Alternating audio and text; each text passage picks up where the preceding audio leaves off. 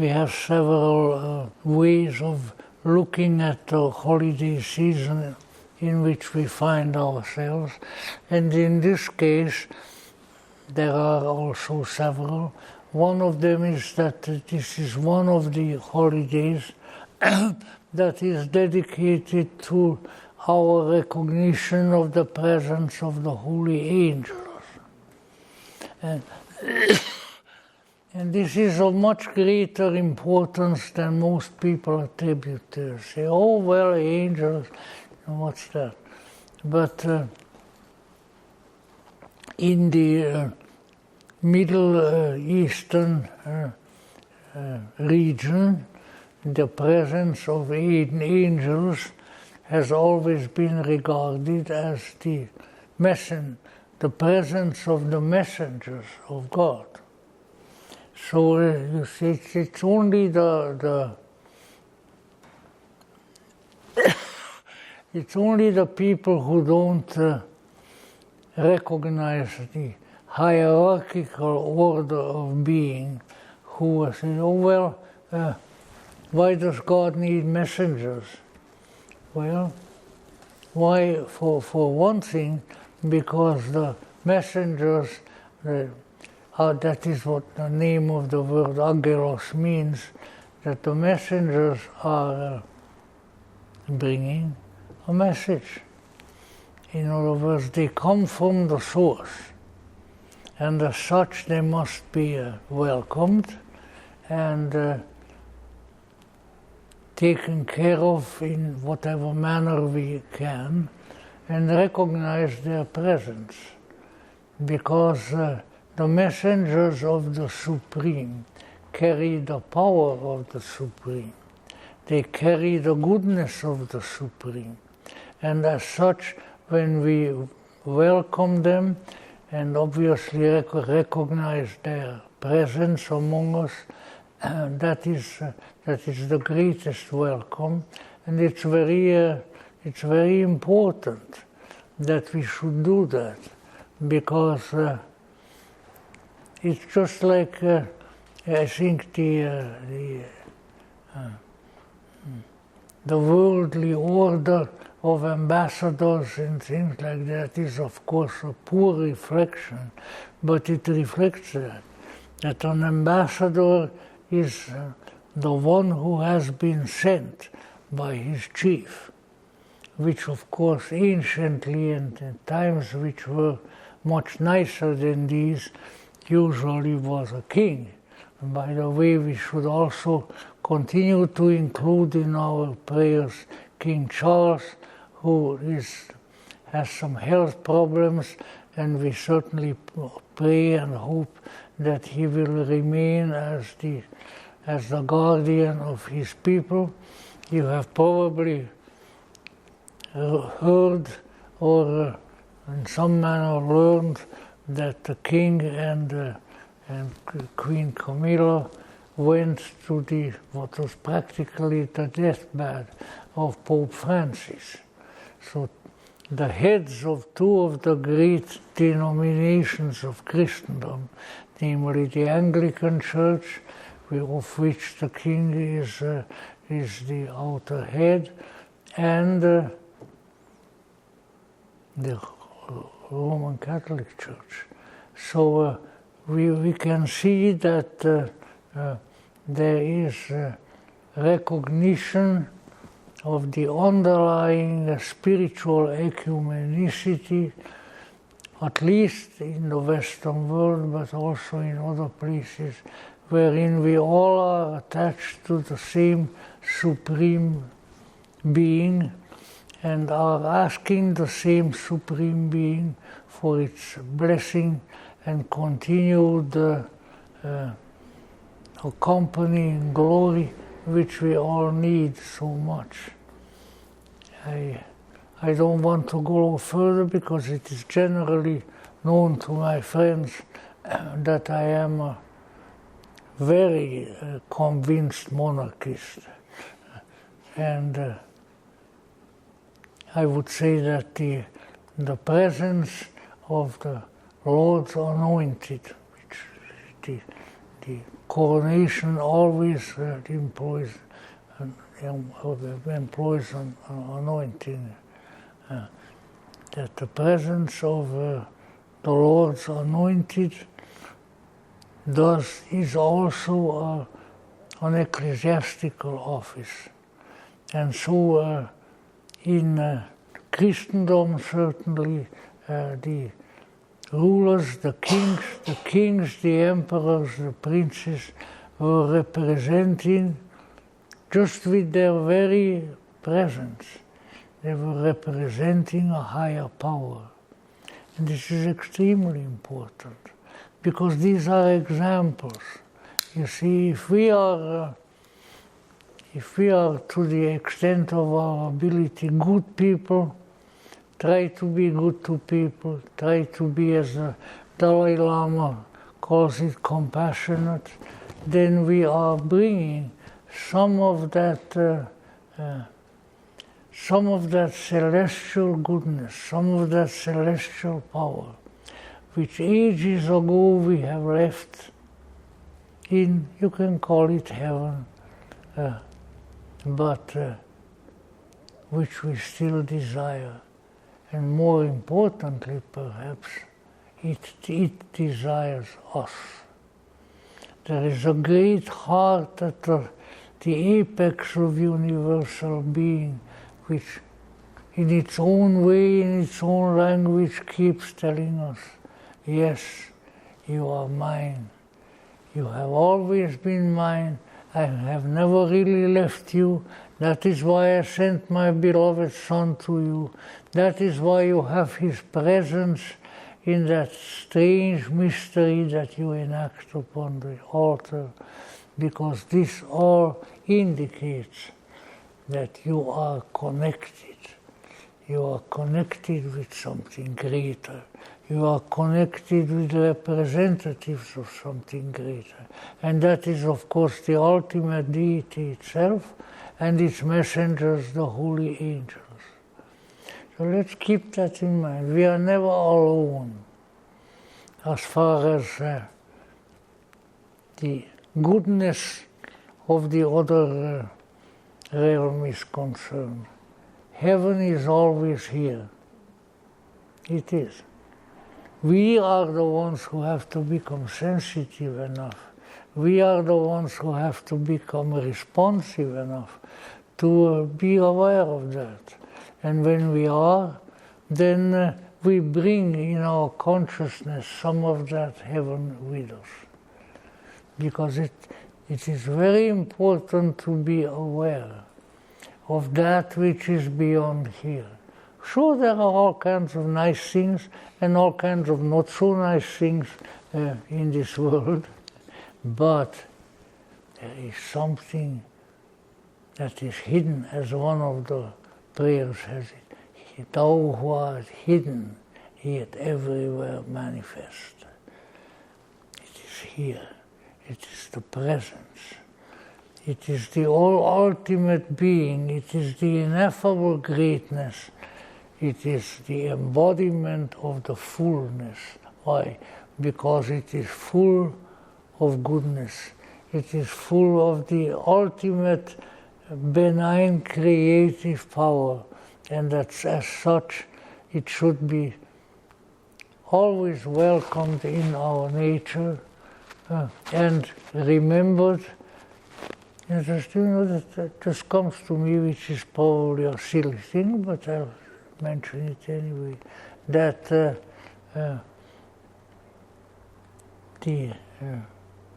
when we remember the divine, when we remember Jesus Christ, when we remember his Father beyond that, we actually are doing what that sentence implies. We remember.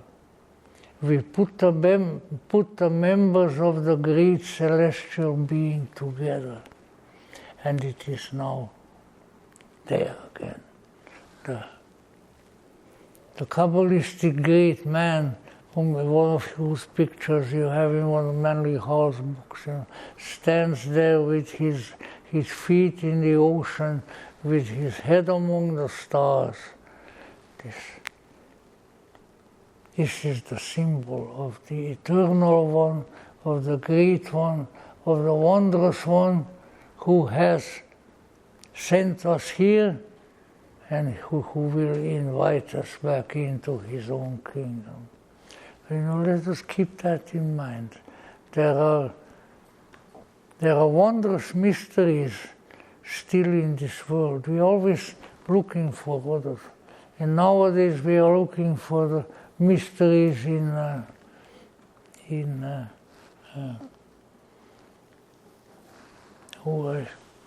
I don't know, mechanical and electronic things. But these are the mysteries that the human is able to bring forth. But there is the kind of mystery that requires a technician above. And that technician and his subordinate technicians, the holy angels, send us the best, the greatest, that which will endure, that which will never be taken from us. I know how it is, after all. Everything that I and my family ever owned or was taken from us. But one thing, they haven't taken our God, and they haven't taken our angels. They haven't taken our connection with eternity. And if there is no eternity, then what the heck are we doing here? What are we looking for? What's all this about? But if there is another dimension, there is an eternity, when the great and glorious golden curtain is drawn aside by the holy hands, it says, here it is, here it is. I saved it for you, I can give it to you, and come here. These are just human words, but there is something like that. Something eternal, something marvelous, something that will never go away is here. And we should welcome it and hail it and thank for it, because by way of all of those we get closer to the source. Until in the end the great curtain opens, and behind it is the entrance to the eternal, to that which never goes away, to that which never disappoints, to that which was and is and shall be. And when we come to recognize that, and come to recognize that strange eternal quality is also in us, that there is something in us that responds to it and says, yes, Father, I know you. Yes, I know what this is.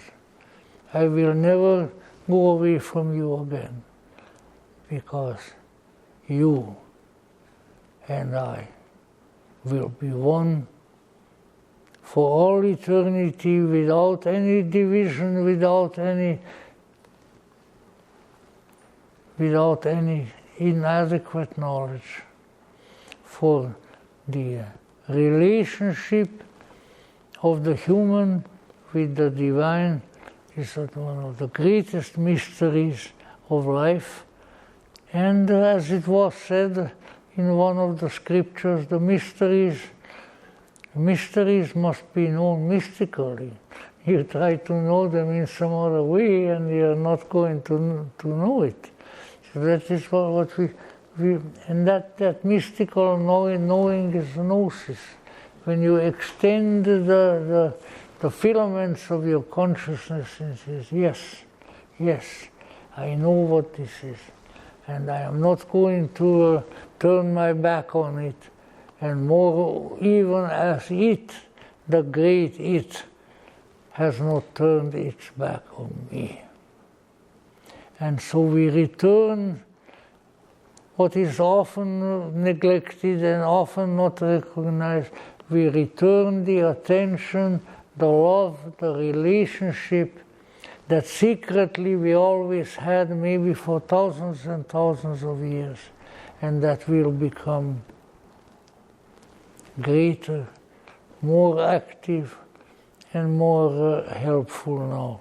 And that is also, I was a teacher in a Buddhist college for a good many years of my life, so I'm not really far away from the Buddhists, and that is why when His Holiness Tenzin Gyatso, when he was finally allowed to come to the United States, the Karma Papa, various other Tibetan hierarchs, they had come, but not he. But when he was finally allowed to come, the president of Claremont Colleges out in Claremont, California, had a big reception for it, and there I even had the sacred honor of touching his hands. I wanted to kiss his hand, but he just did like this. And I said, Your Holiness, I share something with you. I also am an exile.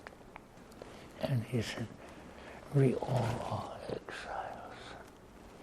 Not only you and I, but we all are exiles. That's important to remember. Because if you think that this world of fires that burn up the city and all kinds of other things, that this is the real world, now you got something else coming. There is something that is really real, something that is always real, has always been real and still is, and that will show in its presence, will continue to show you its reality. This is what the wise men, this is what the wise women, people like Teresa of Avila, my beloved Madre, and others, this is what I have all said, we know what it is, we know where it is, and we know that you also can. And this also can is the promise of a real gnosis, and if we ask for it sincerely and with great feeling and with great desire, then as the greatest gift of the Transcendental One, it will come to us. Let's try to pray for that and put it there, because if we can keep that, then our presence here, our reaching out for the center will not be in vain. Because we who ask will receive. We are receiving now and we will receive more. What a marvelous promise that keeps fulfilling itself, and it is the angelic promise, because this is the promise of the messengers. They come and say, yes, yes, yes, it is coming to you, and all shall be well, and all manner of things shall be well. And so may the mystery of that which hangs twixt heaven and earth descend upon you and remain with you always. Amen. In addition to the other attributions of this Sunday, it is also the 90th birthday of the 14th Dalai Lama, Tenzin Gyatso, and so since we are very very friendly toward him and have greatly appreciated his contribution to the solving the difficulties of this world, and we want to keep in mind, which is the Buddhist greeting on an occasion like this is long life to Tenzin Gyatso, the 14th Dalai Lama. and long life to all the people of Tibet, and freedom to the people of Tibet. I think it's, as Mr. Manly Hall said on the day that the news spread that the Dalai Lama had left Tibet, and he said this is the greatest losses for the Tibetan people. He said that now the precious protector is no longer in Tibet, but he says the Tibet's loss will be the world's gain. For the first time we have the Dalai Lama in other countries, and he can represent Tibet to us the way it never has been represented before. And as always, Mr. Hall's predictions came true, and people know about Tibet now who never knew about it, but at the same time, unfortunately, there is no freedom in Tibet. This is how the mixture and the mess of things takes place. But in any event, long life to the Dalai Lama. He will be known as his predecessor was known as the Great 13th. He will be known as the Great 14th. And we continue to pray for him and wish him the best. I know what it is to be in exile, and I certainly have compassion, which he always speaks about, for him on that score. So long live the Dalai Lama, and may he and his captive people not remain captive long.